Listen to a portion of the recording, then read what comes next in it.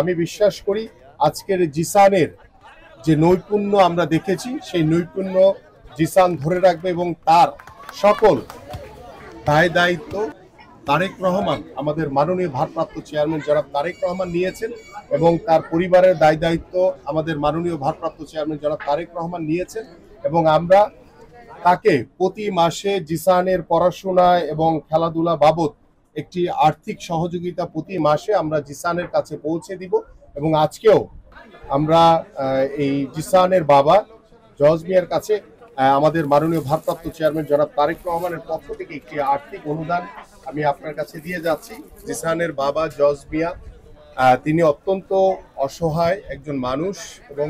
বাংলাদেশ জাতীয়তাবাদী দলের ভারপ্রাপ্ত চেয়ারম্যান জনাব তারেক রহমান এই জজ মিয়া এবং এই জিসান প্রতিভাবান ফুটবলার তার পাশে আমাদের ভারপ্রাপ্ত চেয়ারম্যান জনাব তারেক রহমান রয়েছে, আমরা রয়েছি এবং আমরা বিশ্বাস করি জিসানের মতো বাংলাদেশের বিভিন্ন প্রত্যন্ত অঞ্চলে আরো অনেক প্রতিভাবান ফুটবলার রয়েছে এবং বিভিন্ন স্পোর্টসের ইভেন্টের যারা প্রতিভাবান খেলোয়াড় রয়েছে আমরা তাদের সকলের পাশেই আমরা দাঁড়াতে চাই এবং আমরা আশা করি যে বাংলাদেশ জাতীয়তাবাদী দল বিএনপি আগামী ফেব্রুয়ারিতে যে নির্বাচন হবে সে নির্বাচনে এদেশের সাধারণ মানুষের ভোটে এদেশের সাধারণ জনগণের ভোটে নির্বাচিত হলে সরকার গঠন করলে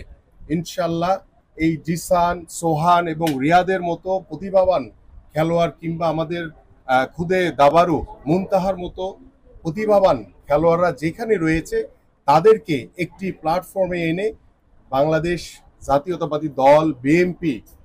আল্লাহ যদি আমাদেরকে আগামী ফেব্রুয়ারিতে সরকার গঠন করার তৌফিক দান করে ইনশাল্লাহ আমরা সরকারিভাবে